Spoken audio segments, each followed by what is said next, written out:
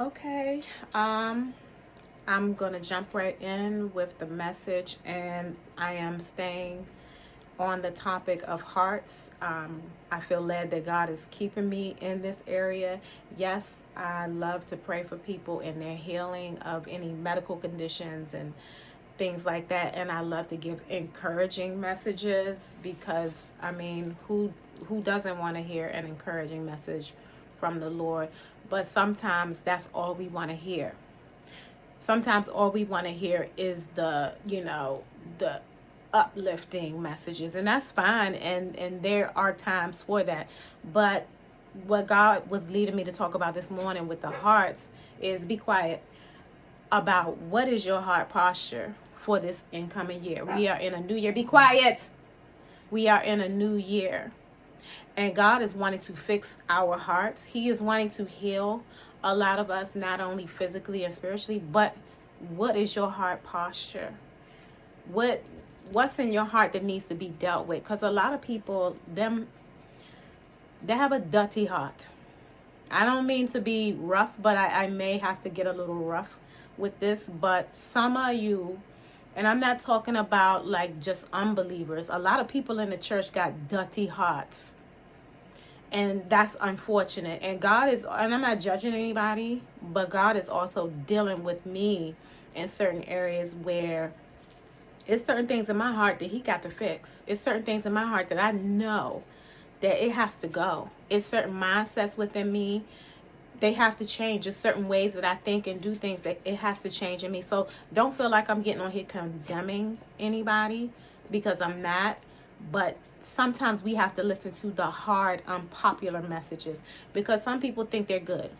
This is what God was leading me to speak about. And I've spoken about this before. A lot of people think they are good. They're good people. And I'm here to tell you, you're not. Do we do good things? Yes. Are we capable of doing good things? Yes. All of us are. I'm not telling anybody that they're a horrible person, but you're not good. And the reason why when people ask me that and I say that and they look at me like I'm crazy, because I'm like, if God say that there's nobody good, like if He says it, if He already said it, then I have to believe Him. So a lot of people, a lot of you, and I'm not pointing a finger at anybody, think you're good. And I'm just letting you know, in the eyes of God, God can see beyond your good actions.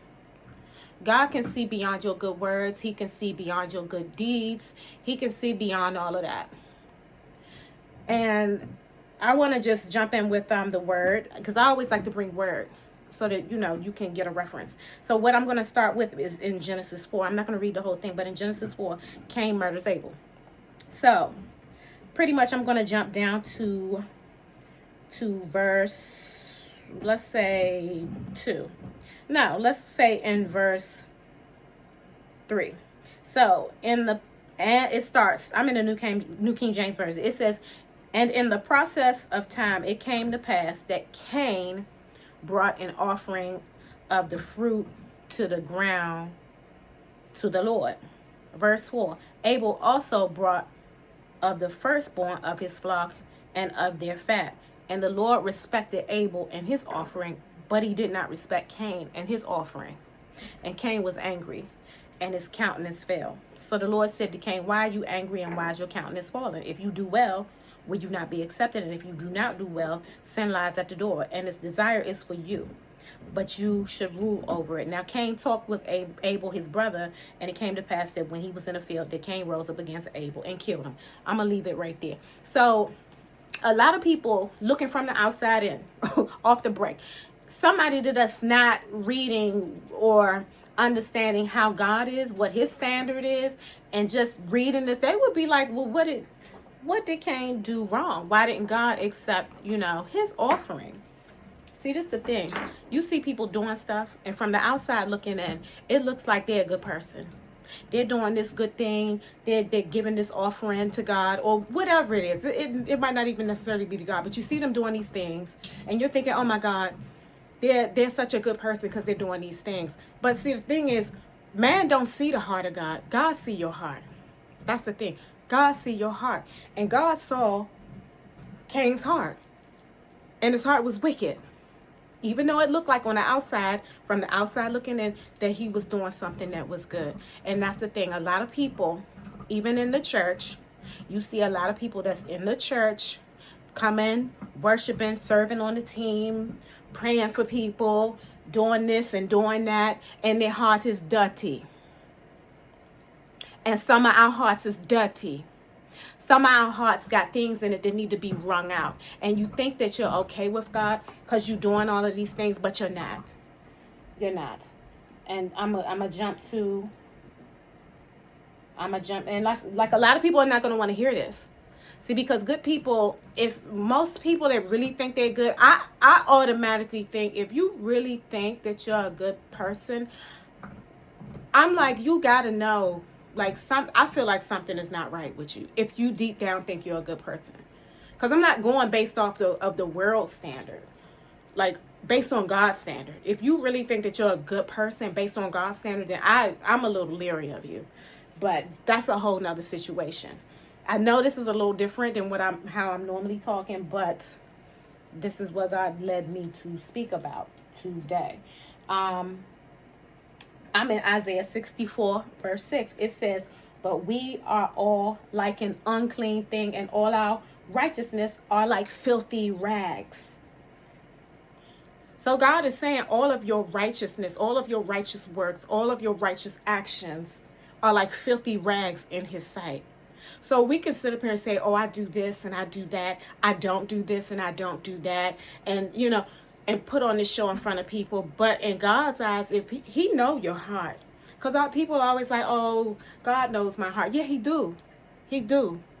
And a lot of us got dirty hearts when it comes to certain situations.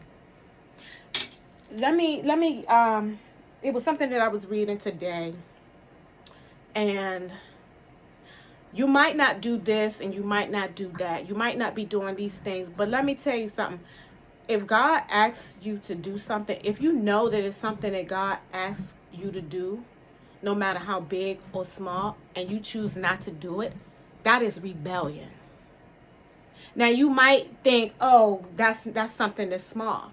It's certain areas or certain things that God, and like I said, it could be something small, but I'm just letting you understand, according to God's standards, that is rebellion. You understand? And if you don't understand how God feels about rebellion, willful rebellion, go in the Word and read it. I read these scriptures, but I want you to go in the Word and you read it. But the point that I want to make is, if you know that it's areas within you, within your heart, that need to be wrung out, that need to be fixed, the only way sometimes for you to do that and accomplish that is through the Holy Spirit, is through the grace of God, because you cannot change on your own. You cannot fix yourself. And a lot of people wonder why they can't change. Well, number one, what you need to do first is take it to God.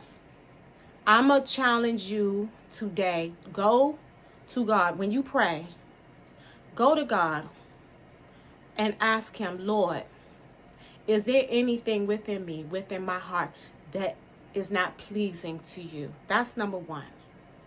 Go to him and ask God to show you you. Ask God when you pray tonight, Lord, show me me. Show me my heart. Show me the ways so that I can see me with the eyes of, through your lens, through your Holy Spirit. Because sometimes if you don't ask that, you're going to look through the lens of your eyes and through the way you see yourself and through the way the world might see you. And God is looking at you a whole totally different way. But if you ask him, if you pray and you truly ask him with an open heart, ask him to start to reveal to you. Start to ask him to show me me. And I ask you, Lord, to please give me the grace to be able to change this, to remove these things from out of my heart.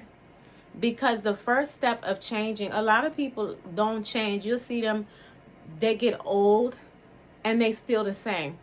And it's because sometimes you have to sit down and ask God to reveal yourself to you, because you ain't going to see it otherwise. Other people might even see it or tell you, but you won't understand it until God shows it to you. So tonight, what I want to do is challenge you to ask God to show you you. Pray that prayer, and I guarantee you, over time, He will start to work on you. This is the first step of changing your heart in this year. And that's all I have. All right.